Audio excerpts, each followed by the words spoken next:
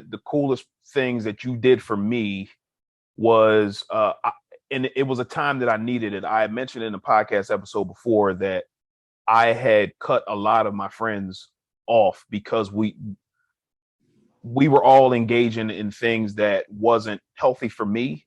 Mhm. And I was kind of going solo for a long time, like just with friends. And I prayed and I asked for, friends that were kind of going in line with where I was trying to go in life.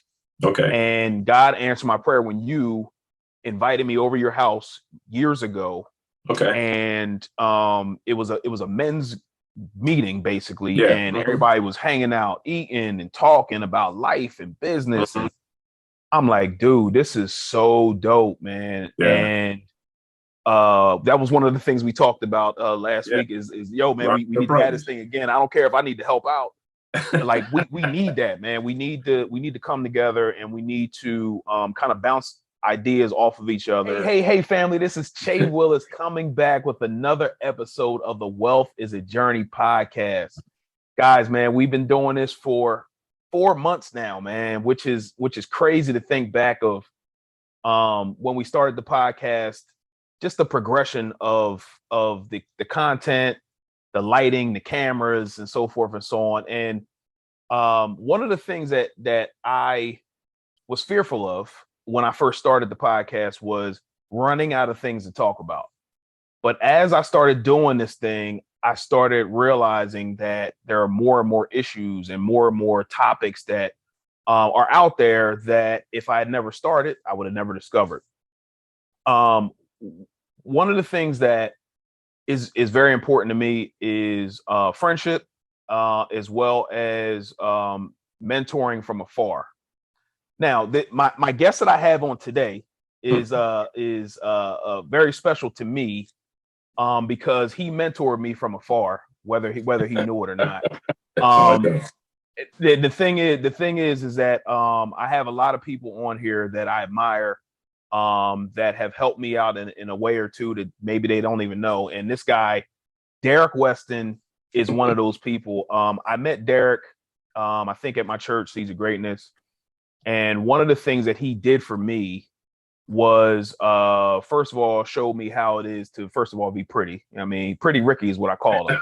You know what I'm saying? And but one of the things This guy. that he showed me was how to live life, goes on nice trips, treats his wife good, and different things of that nature. And then also, he has two kids that are still at home right now, and how to parent also.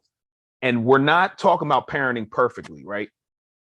We're talking about parenting, and we're still trying to figure things out. So one of the things that Derrick and we had a conversation a few weeks ago, or I think it was last week or 2 weeks ago, Yeah. and we were talking about parenting. And during this Dope Black Dad series, I thought it would be very fitting to have him on here because, again, we're not perfect. We're still trying to figure things out. We had a very, very good conversation, and I thought it would be a good thing to have him on this series because he's a dope Black dad. And I think his story is something that, should be told, or pieces of his story should be told anyway. So, Derrick, thank you. I rambled on a little bit, but I just wanted That's to say, good, look, I man. do admire you from afar, and I appreciate you being on the podcast, bro. Wow, I appreciate it, man. Like I said, I'm honored just to be asked. A lot of times when I'm having conversation, I think I'm venting. But yeah, I guess people listen, and I thank you for what you just said, and it it it kind of gave me a reassurance that sometimes when I'm venting or if I'm talking, people are actually listening to me. Yeah, I was amazed that you say you admire me from afar. Um, I mean I mean, you know that for one thing, you never know who's watching you, how you correct. carry yourself. You never know who's watching you. Um, uh, 3-4 years ago, we have a mutual friend, Hmm. that came to me and said, "Hey, I want you to be." a mentor to me. And I'm like, me? I'm like, and you know, it caught me off guard. You know, I'm like, me be a mentor to you. One of the things I asked him, I said, well, if you want me to be a mentor to you, you have to, I want you to give me a letter of why you think I should be a mentor. Mm-hmm. And yeah, I mean, yo, I'm trying to just do the right thing, man. You know, Yeah, and no doubt. And I see that. And one of the coolest things that you did for me was and it was a time that I needed it. I had mentioned in the podcast episode before that I had cut a lot of my friends off because we were all engaging in things that wasn't healthy for me. mm-hmm. And I was kind of going solo for a long time, like just with friends. And I prayed and I asked for, friends that were kind of going in line with where I was trying to go in life. Okay. And God answered my prayer when you invited me over your house years ago. Okay. And it was a men's meeting basically. Yeah. And everybody was hanging out, eating and talking about life and business. And I'm like, dude, this is so dope, man. Yeah. And that was one of the things we talked about last week is yo, man, we need to have this thing again. I don't care if I need to help out. Like we need that, man. We need to come together, and we need to kind of bounce ideas off of each other, kind of mastermind together so we can, all live better lives. And I appreciate that you did that for me, whether you knew it or not. It was what I needed when I needed it. And that was huge for me, man. Yeah. I think a lot of brothers need that. And again, I wasn't going to do it this year. I was going to have our circle of friends instead of the big men's thing, the guys fellowship. But so many guys came back to me and, like, yo, man, you need help. Are you going to do it this year? And I'm like, man, so many people are coming back. I realized that when I originally started, I figured it would help people. But the feedback that I get is like, people look forward to it. So we were at a cookout. I talked to a brother and, I ran it by him, just telling him not to have it. He was like, man, you got to do it. And this is a stranger that I met, guy from Detroit. And he was like, man, we need this. And he was like, what you need? I'm like, we don't need anything, Well, he was like, well, let's do it. And that kind of put the fire under me. So it's on. Yeah, that's good, man. I needed it. And we need it every year. And I think one of the things that was big for me is that, I'm a, entrepreneur, trying to, scale, trying to get, grow and different things that like things that nature of my business. And one of the things where I was going wrong is I felt like I can do everything by myself. Right. Yeah, and exactly. I think that us as Black men feel like, well, I can do this by myself. But the more we get together, the more we're masterminding together and bouncing ideas off of each other, the more I see that we need each other. You know what I'm saying? And not just how can you help me, but just giving information on how you did things that can help me, or how I can give you information that can help you in whatever you're trying to do in your business or life. Exactly. And it doesn't hurt to ask for help. Correct. I learned that from, your last, I think it was your last podcast, perseverance or forget the word I'm looking for, but procrastination.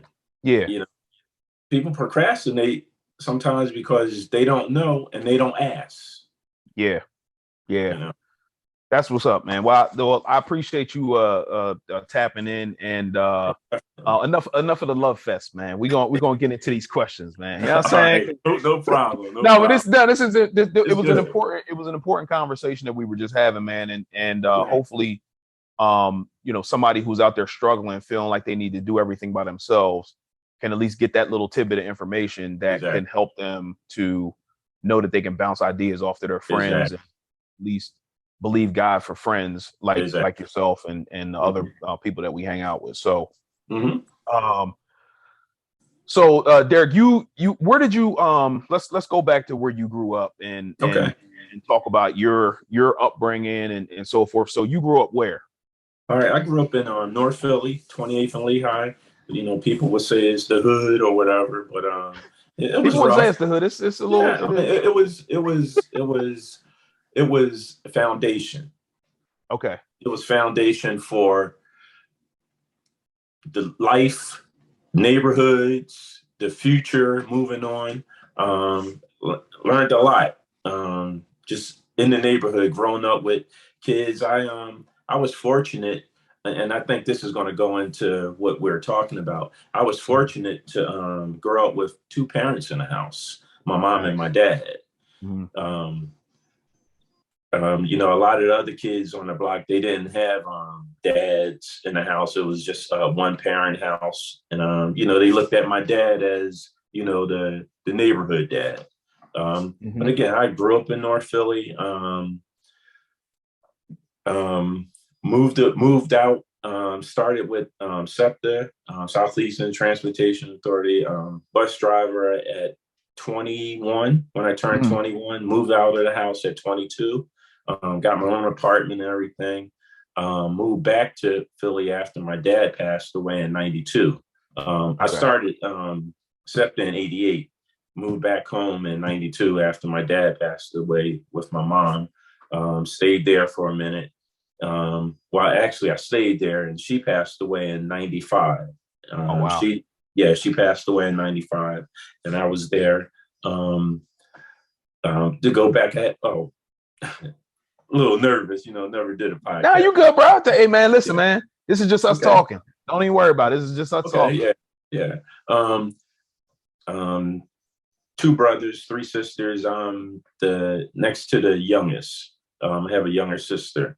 But again, I moved back to my parents' house. Mom passed away. Met my wife on the train in 98. I think it was. Yeah, 98. You was fraternizing on the job is what you're saying. That's a whole story. That's a whole story in itself. It's three sides to the story: hers, mine, and mine. We got married. We had two boys. Moved to Delaware, and joined the church, Season Greatness Church, and that's where I met my circle. That's and what's from up. there, we've been growing. You know. What's good, family? This is Che Willis from the Wealth is a Journey podcast. Hopefully you guys are enjoying the episode.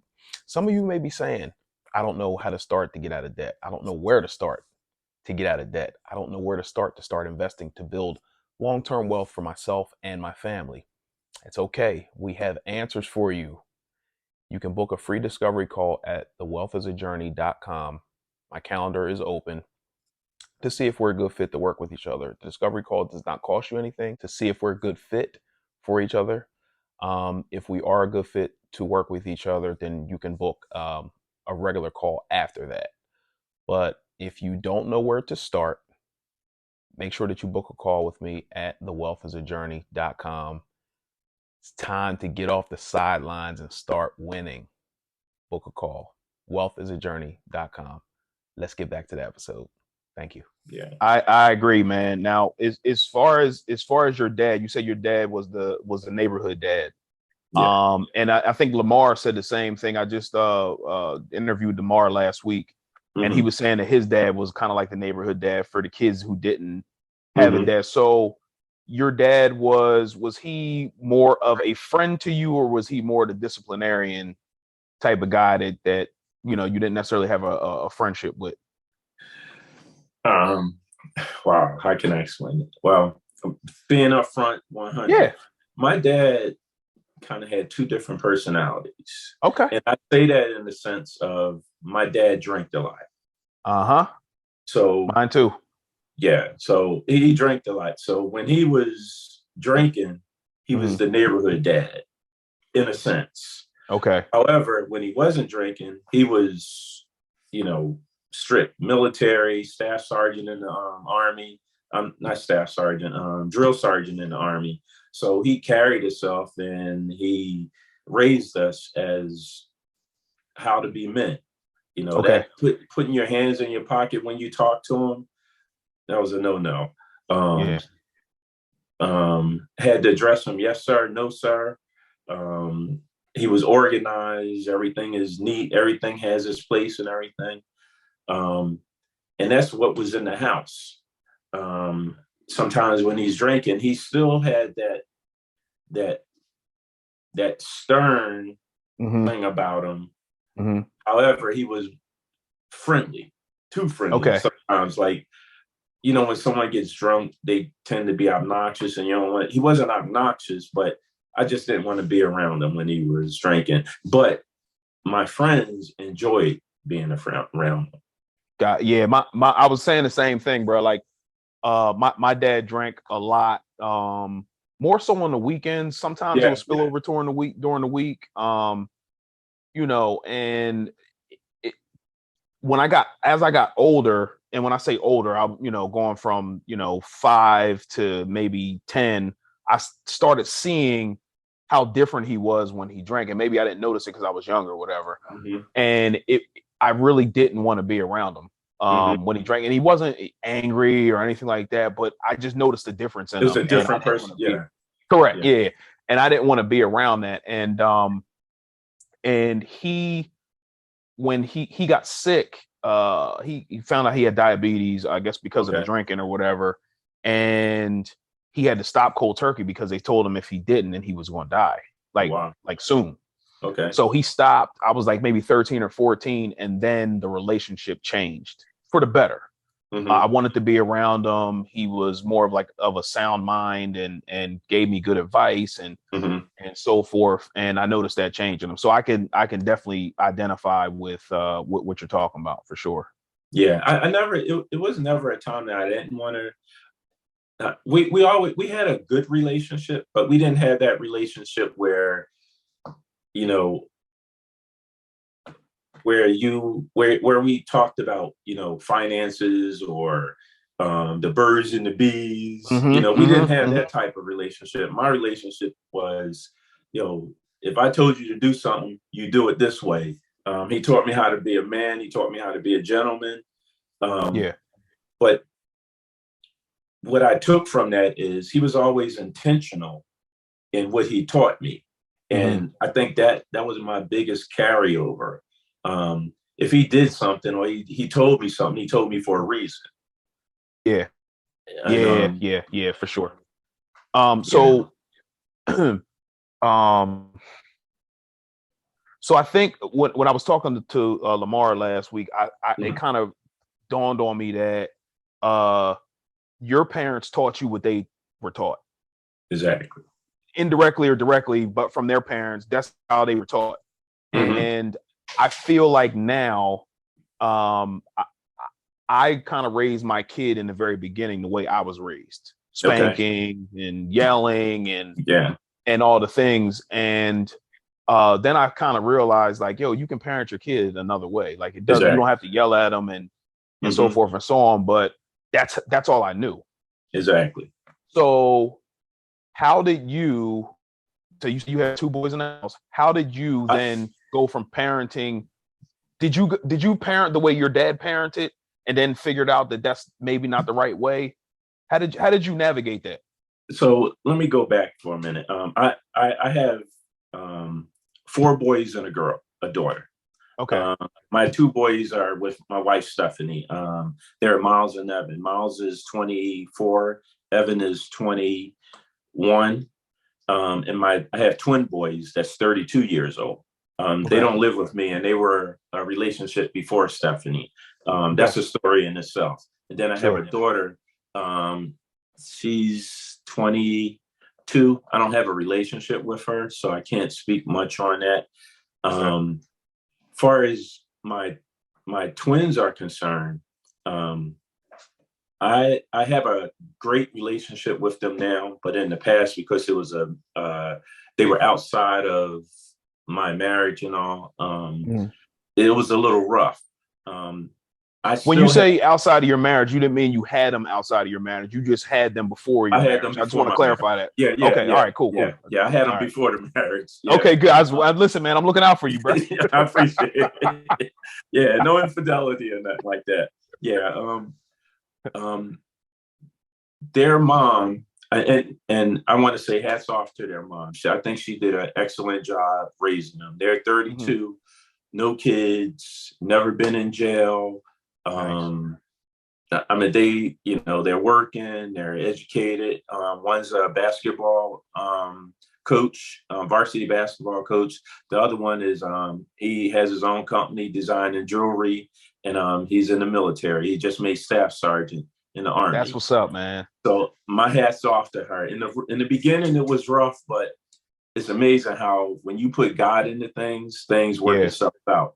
But as far as raising them, in the beginning, when I had custody of them, I had a standard, and her standard was different than mine. Okay. Again, I raised them, and I raised them as my dad raised me. Sure. I was intentional in what I told them.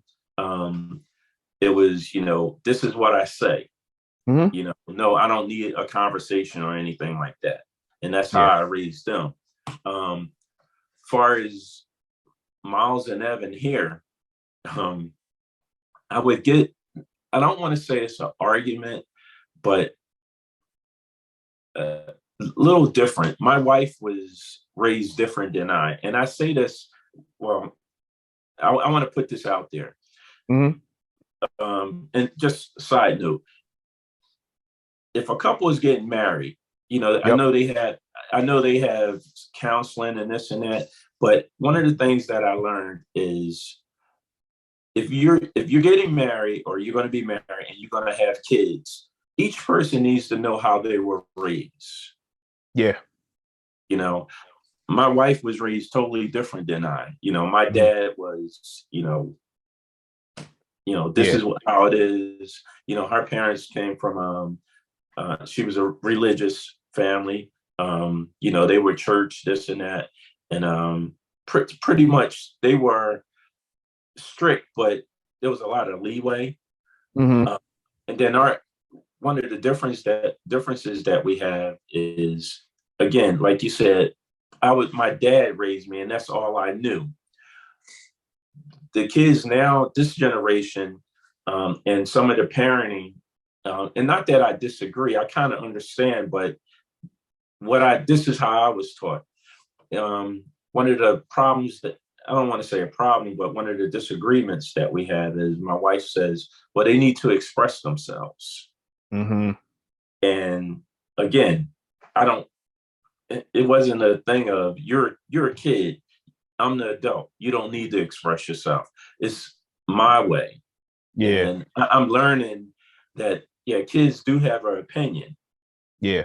And, we used to bump heads about that, but now, I'm a work in progress. For sure, man. It's a 10 years age difference. So as far as my wife and I, so I'm still, I don't want to say old school, but when two people are raised differently, and then you got to try to find a happy medium.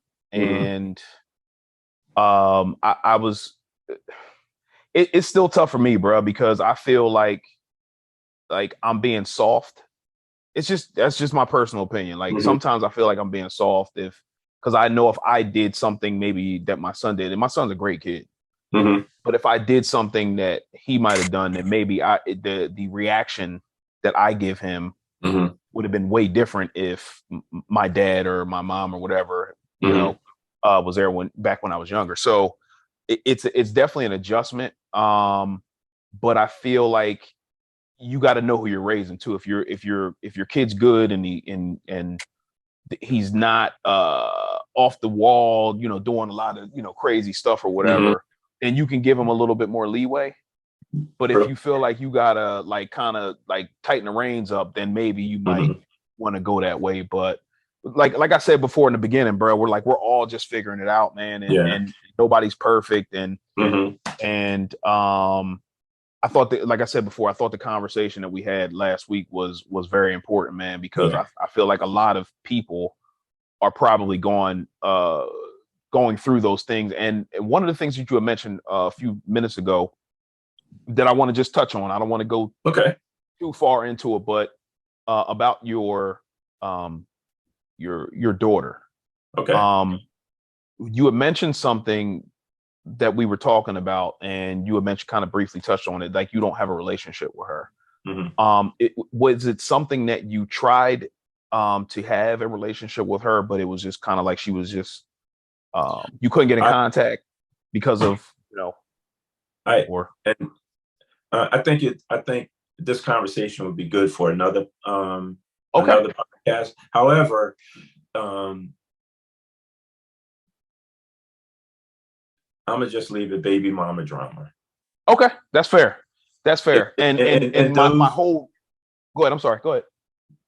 Some of the ladies, or some of the guys and or ladies that's going through the same thing, they pretty much probably would understand that. And sometimes it's just spite, you know. And I'm not saying anything bad about her or anything like that. It's so unfortunate because you miss out, Correct. And that was my whole.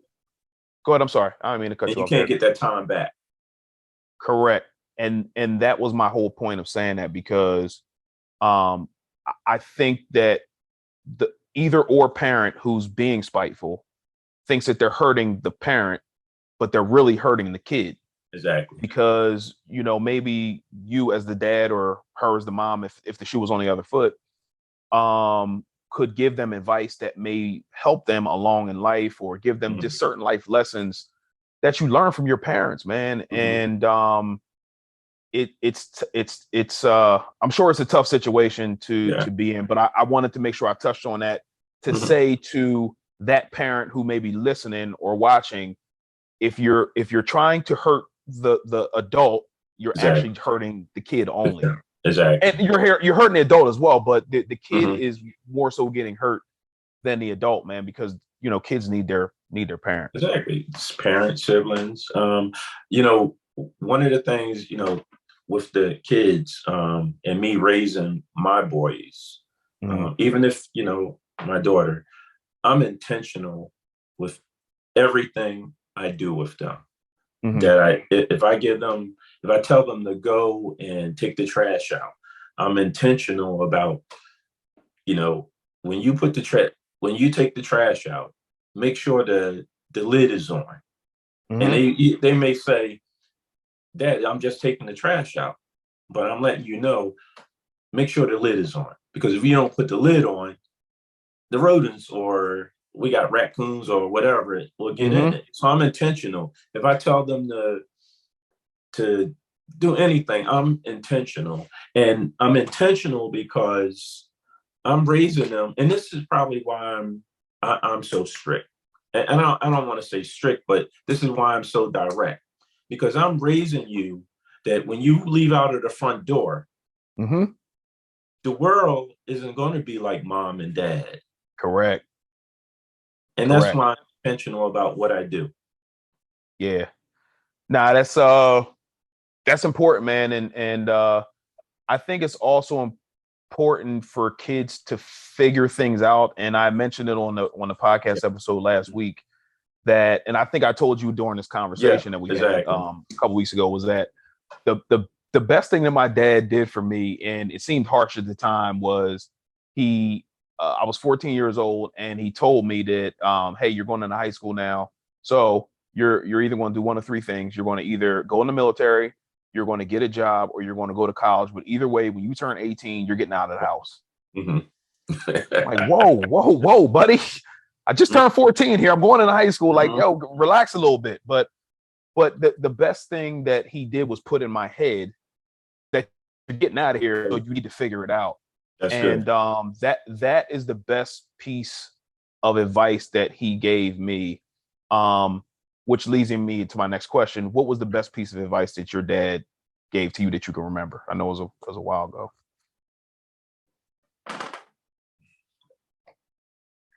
I would say the best thing, be intentional about what you're doing. Yeah, that's good. Yeah. What you're doing now is what is carrying over that you're doing now. I don't think he told me that, but his actions showed me that. Be intentional about everything that I do. You know, to the point of the way I carry myself, the way I treat other people.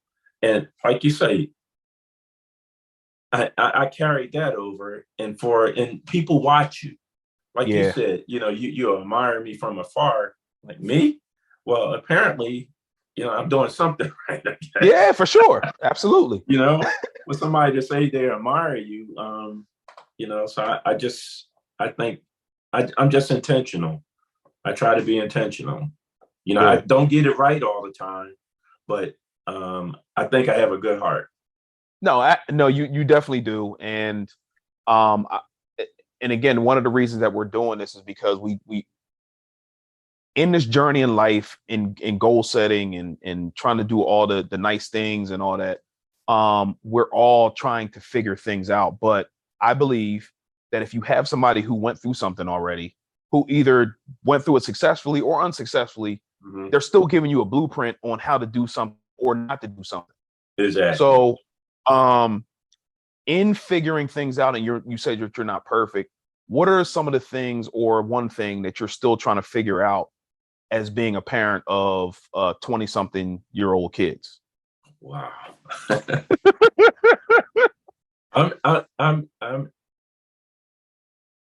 I'm trying to figure it out, but I understand.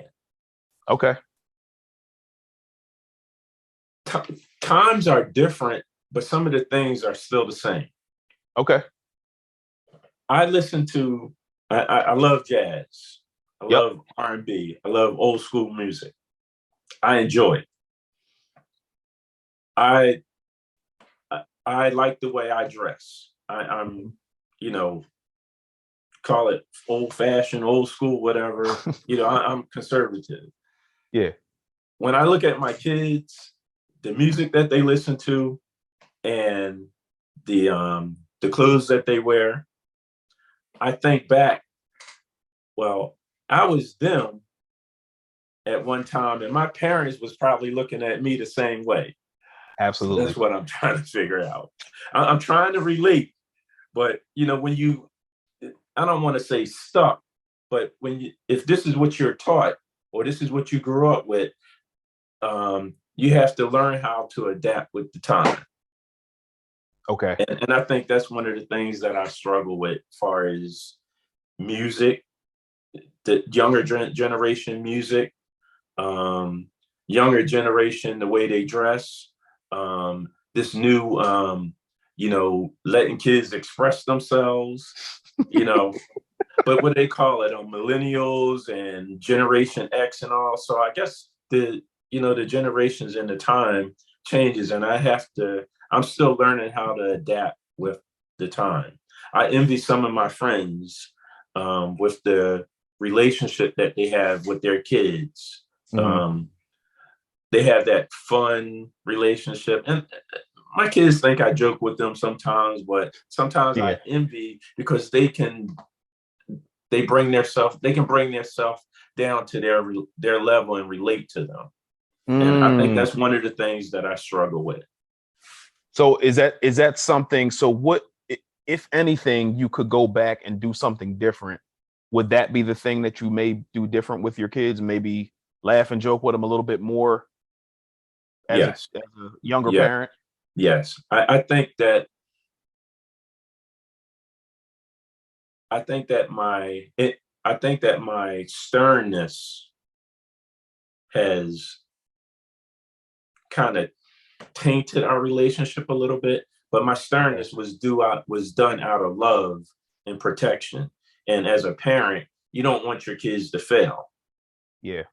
And I think I've been overprotective in a sense that I'm intentional by telling you this and not to do this, because this is going to be the outcome. And I'm trying to prevent you from experiencing the consequences of your actions if I know what the outcome is going to be.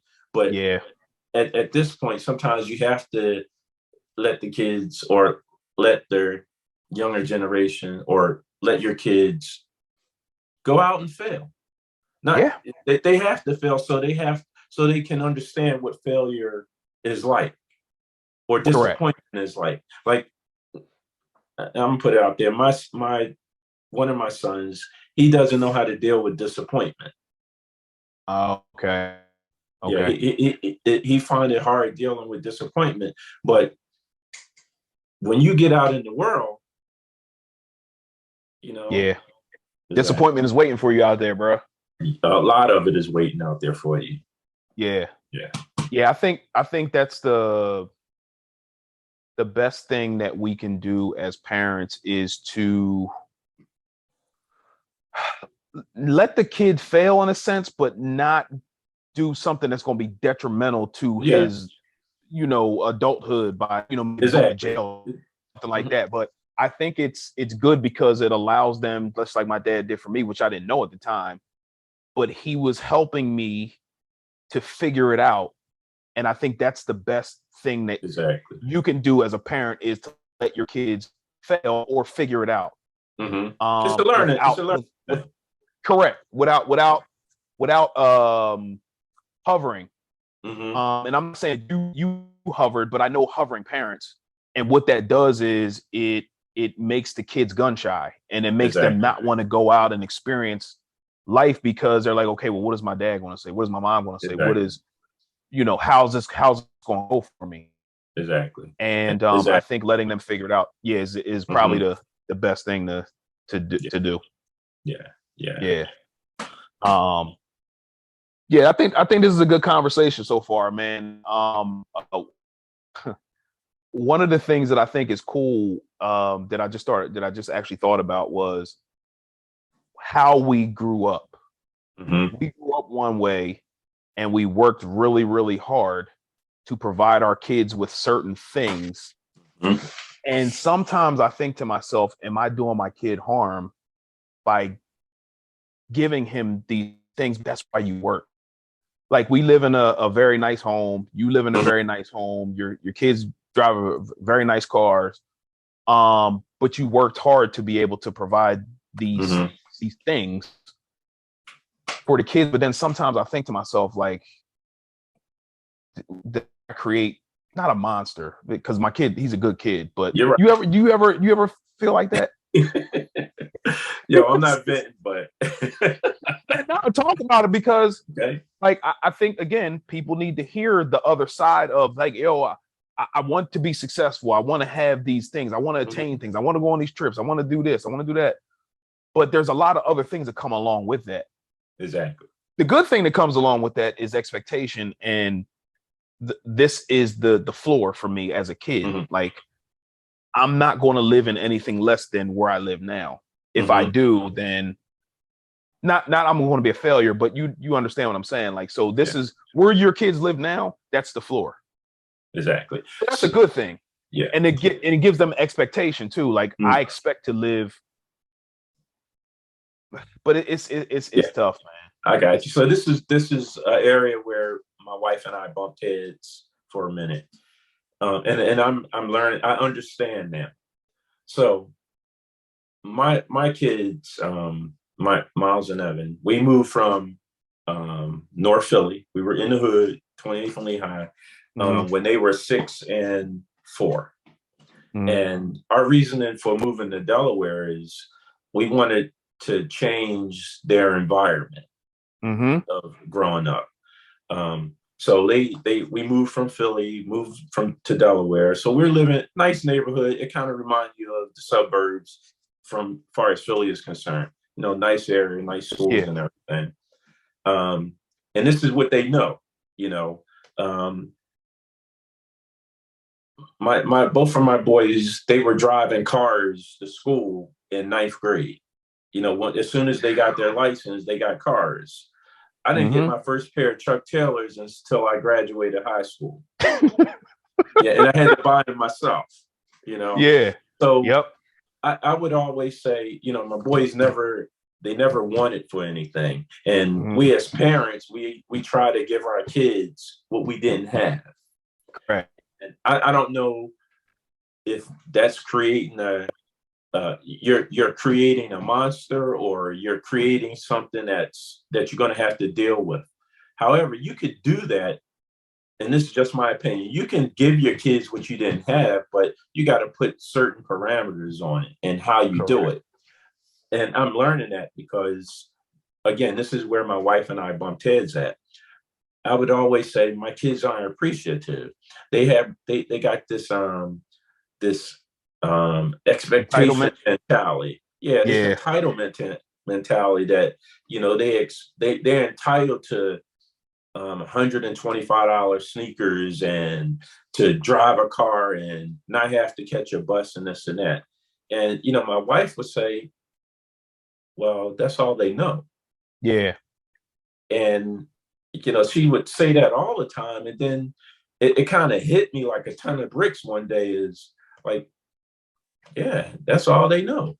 They one day my son called me, was like, "Dad, can you turn the air on?" Like, turn the air on. Dude, turn the air on. I mean, it wasn't that hot out, but open the window. Now he want the air turned on, but that's what they know. And if they didn't know that, that's what they expect. So it kind of hit me like a ton of bricks. Well, no, they're not entitled. It's the way we raise them. But the bad part about that is I didn't realize it until they got older. And because they're older, not that you can't change it, but it's like, what did I create? Because they have that sense of entitlement. And then again, and this is one of the reasons why one of my sons doesn't handle disappointment well, because he has that expectation. Wow. Yeah. Yeah, having conversations like this just lets me know what things to look out for. And I talked about this before, that during the pandemic, I noticed that what I was doing, I wanted to give my son everything that I didn't have, but how can he handle the thing that he never worked for? Exactly. So let me show him how to at least maintain the thing that I'm going to eventually leave him. And hopefully at some point he gets some type of work ethic, because at the end of the day, does he the things that I'm trying to build for him, he may not have to work. But at the same time, you still need a work ethic to be able to maintain the thing that we're leaving them. And that's the scary part, is you don't want lazy kids, but at the same time, you work to have these things. Yeah, you're right. It's crazy, man. Yeah, it's crazy. What's that saying? You were born with a silver spoon in your mouth and this and that, but you don't know, because something was always given to you. Yeah. We just recently, I know they're a little older, but we just recently given them a bill, one of the house bills. Hey, Good. Here, take this bill. Y'all responsible for this bill. Not only are you responsible for your cell phone and your insurance on your car, but you got a bill here. And most likely it'll probably go into a savings for them. So when they're ready to leave, here. Yeah. Hopefully they don't see this episode or this part of the episode. You know what I'm saying? Exactly. Yeah. No, but that's good. That's good, because that's one thing that my mom did for me at the time. I didn't know it, but it didn't necessarily go right, even though it ended well. When I moved back from college, I told her, like, yo, I'm trying to buy a house. So I said, I'm gonna need 2 years to save up for a down payment for a house. I didn't know, what the down payment would be at the time, but I just know I needed to start saving. Mm-hmm. So when I came back home, I was barely there. I was out, doing my thing or whatever, staying out. And she was like, yeah, well, you got to pay rent now. And I'm like, well, what do you mean? I'm trying to save for a house. I'm barely here. Why do I need to pay rent? But I understand now why she did that, even though at the time I was like, nah, I'm not doing that. And I ended up leaving. But again, it ended up well, but a lot of the things that I went through after I left, I probably could have saved myself a lot of different heartache by staying home. Exactly. I have one of those stories too. I have one of those stories. But I think what you're doing is a good thing, because it's teaching them responsibility. Exactly. And that's what it is. Yeah. And you don't want them to be a burden to the woman that they marry. At the end of the day, man. So I can identify with what you're doing. Yeah. And that's another reason why I always say I'm intentional. Yo, dude, I'm telling you to pay rent for a reason. Yeah. So, or if I give you your phone bill and your cell phone bill, well, when I was paying your cell phone bill, it was due on the 26th. Here you come on the 30th to give it to me, or you didn't have it this month. I still paid the phone bill, still stay on. But now that it's your bill now, the 26th come, Dad, I don't have it. Well, you can't tell AT&T or T-Mobile or Verizon, I don't have it. I'm going to be late. That's a fact. They give you a late charge, but for the most part, after 30 days, they're going to turn it off, Or the mortgage company for that matter. Be it whatever. Yeah. So I'm intentional by giving you your bill, and it's always a teaching moment. I mean, we're still learning. That's why we go to church. We're still learning. We're learning the word. For sure. It's a teaching moment, Yeah. It's always a teaching moment. I got one more question for you. Okay. That this is for me now. You said that you never had the talk with your dad at the Birds and the Bees. Okay. My son is going to be 12 at the end of this month, and I'm still trying to figure out how to have the conversation without it being awkward. I think a lot of guys go through that. Well, first of all, I'm assuming you had the conversation with at least one of your kids. Yeah, I did. Okay. I did. So how did the conversation go, and how did you approach it? I'm asking you this for myself. I didn't have it with my twin boys. Okay. Right? Because they were being raised with their mom. Sure. I had it with my youngest son. Okay. I didn't have it with the older son that lived here. I don't know why I didn't have it, but he had a situation where I had to have it with my younger son. I remember that. Tell us the. I mean, you don't have to tell the whole story, but tell the story. Yeah. Man. So I had to have that. I had that talk with my youngest son, and again, I didn't hold back punches. I was basically, see what your brother did? Mm-hmm. That's going to speak for itself. Got it. I kind of went into, we had a conversation, but basically that would be the outcome. Okay. And not to go into the situation, but that was how I had that conversation with my youngest son. And like you said, it's awkward. I think a lot of guys, a lot of fathers that don't have that conversation, they don't know how. Yeah. Bottom line, they don't know how. You know where I had that conversation from? Wow. Okay. Yeah, I see. With the fellas. That's how I had that conversation. On the corner, growing up with the guys I hung out with. Got it. And that's where a lot of us learn our different situations out exactly. in the world. Not saying it's right, but yeah, I mean, my dad didn't have that conversation with me.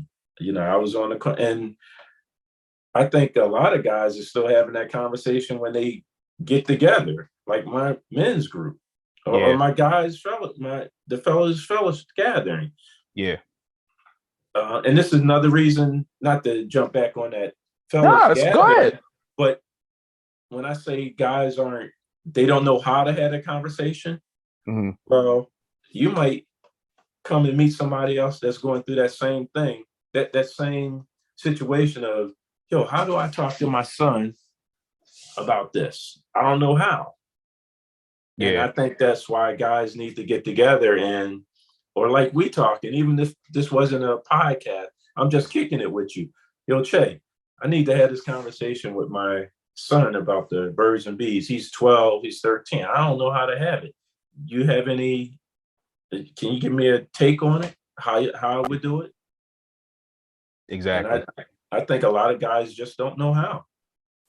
Exactly, man. And again, I think to go back to what I said in the beginning, first of all, having these types of conversations is huge because it's going to help some, sure. But then also highlighting dope black dads who, again, we're all trying to figure it out. Nobody's perfect. We're all trying to figure it out, but you're not abandoning your kids. You're trying to figure it out with them. You're trying to make relationships better. And I think with Father's Day, what kind of bothers me sometimes, we get one day, and I feel like it's just one day. And I think we do a lot of things for our families to make sure that they're comfortable, to just provide different things for them.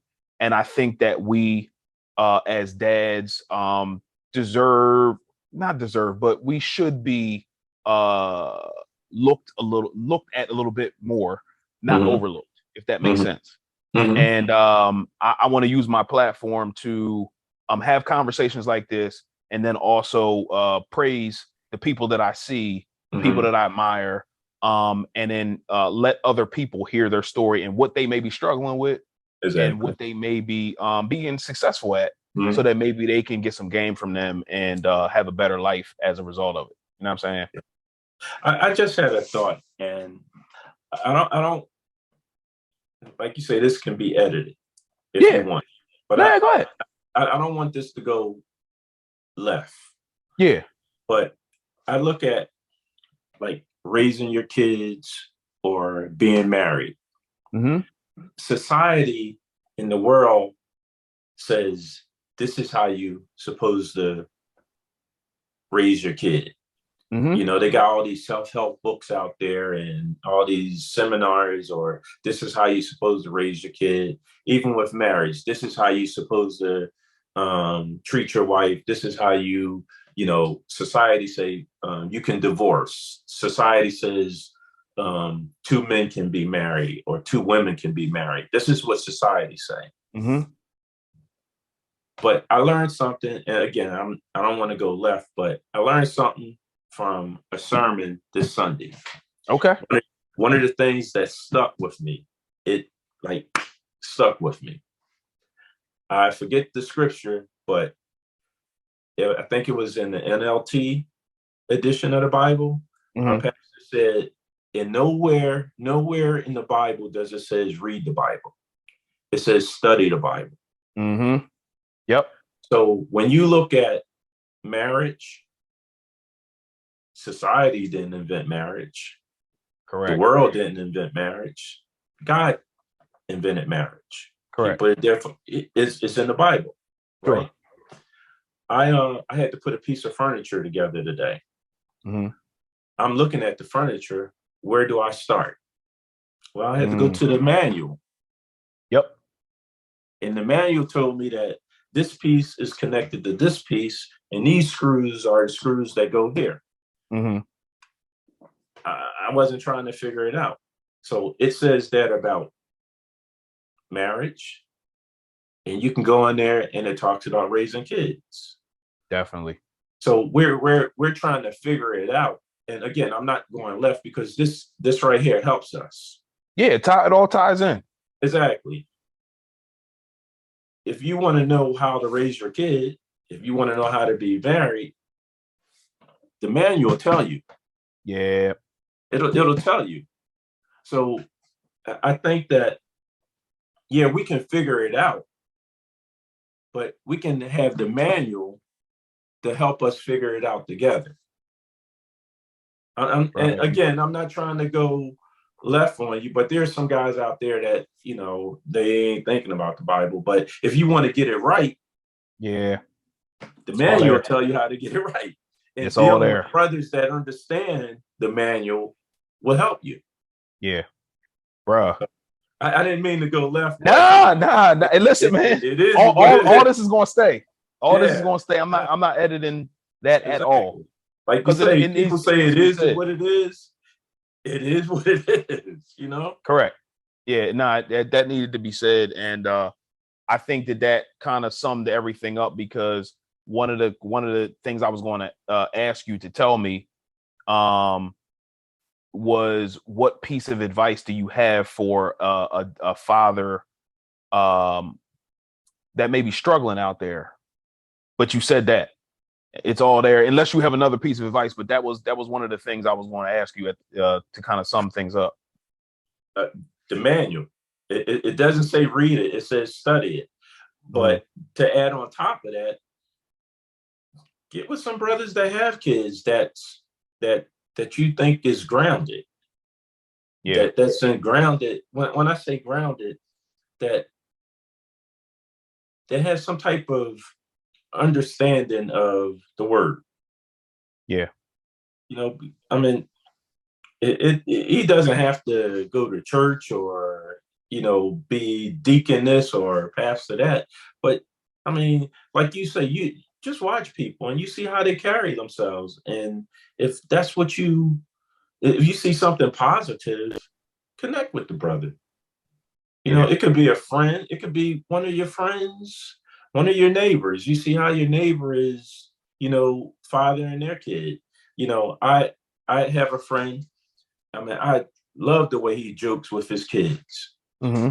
I would love to do that. I've pulled him to the side. You know, what is it that you do that is like, you know, I try to, he says, I try to understand and see what they're into and try to put myself in there to engage with them. I use that as their, you know, my door to, you know, if you like basketball, you know, watch basketball with them. You know, if he likes lifting weights, lift some weights with him. And that's your end. So again, I think that the manual tells you everything. And when I say manual, I mean the Bible. Don't say read it, it just say study it. Derrick, you cooking, bro. You cooking, man. You was cooking this whole episode, fam. But again, you're one of the people I admire from afar for years. Now I got to know you, and the friendship has grown. I want to let you know that I do appreciate you. Not for demand that you are, but for being for giving us your time to being on this podcast, man. Because I'm sure a lot of people who listen or watch will get a lot of game from what you're talking about. And if you don't hear that you're appreciated, bro, you should be. And I wanted to let you know that I appreciate you, and thank you for the friendship and being on the podcast, bro. Oh, definitely, man. I appreciate you seeing something in me to be able to want to talk to me and allow me to, you know, share my. It's cool that I wasn't venting. Yeah. But it was good that I was conversating, and it was good, man. I appreciate what you're doing, man. It's all about iron sharpening iron, man. You know, looking out for our brothers, and you know, having something positive to say and do, opposed to, you know, turning on the news, because all you hear is negative about, you know. But we can be the ones that save that. Correct. Absolutely, man. And that's what I'm doing with this platform, man. Trying to shed light and give people game on, you know, the way that say maybe I move or the people I have on this podcast moves, and everything's not all bad. Oh yeah, definitely. And you can't say like, yo, how did you do that? Because you're getting everything now in real time, how I'm doing things or how you're Exactly. doing things. And you can't say that you didn't know because it's Exactly. all here for you for free, Exactly. and you're getting the information. So Exactly. hopefully this podcast, which I'm sure this episode specifically has helped or will help somebody. I sure hope so. So Yeah, it's Derrick, just my opinion on things, and everybody has their opinion, but this is what I'm living. And I'm not perfect. I'm just trying to be better. And if I can leave absolutely. somebody else better, then I think I, you know, Yeah. And I think you're doing a good job of it, man. And again, nobody's perfect, but you're doing the best you can um, by trying to leave people better than when you found them. And yeah, definitely appreciate the friendship, man. definitely. Appreciate My you. hat's off to you, man. Thank you, man. Thank you. Pretty Ricky, what they call him, man. There you Pretty go. Ricky, what they call him. Yo, Appreciate you, man. bro. All right, man. You be safe. All right. Hey, family. Hopefully, you guys have enjoyed the episode for today. Derrick talked a lot about, towards the end, about church. And in many different episodes, I talk about my church as well and how going to Seeds of Greatness Bible Church has changed my life. My pastor talks about it all the time. His name is Jerome Lewis. Everything you need is in the house. And since I've been coming there, my life has changed for the better. Getting information, getting closer to God.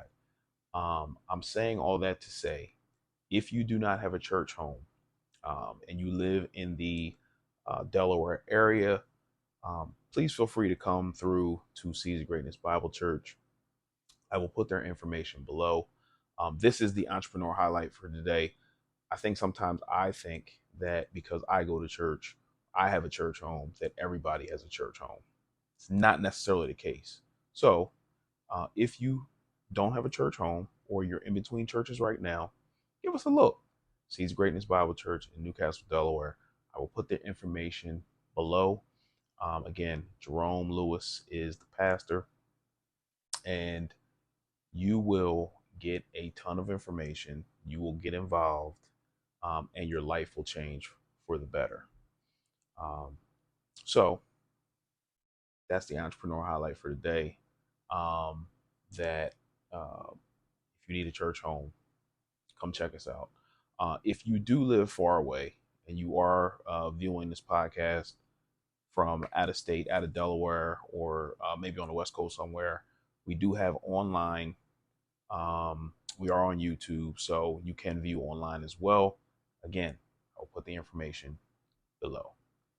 Tap in, Seeds of Greatness Bible Church. Make sure before you go, you like and subscribe to the podcast. If you feel like this has added value to your life, make sure that you share it. Who knows who it may help? Sure, you know people that this could help. So make sure you share it, like, and subscribe. Thank you so much for tuning in. We'll see you next week.